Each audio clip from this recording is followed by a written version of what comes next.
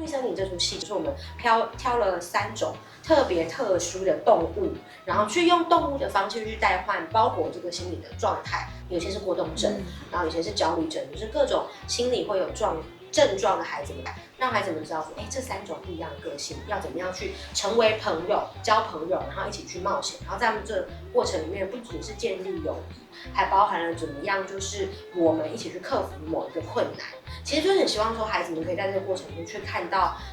我有一些症状的外显行为没有关系，我们的朋友会包容你，然后这个过程里面会有什么样的互动？艳福议员邀请各位大朋友、小朋友，5月3号11点，在我们南亚大润发的平面停车场一起来收看自然而然带来的绿森林哦。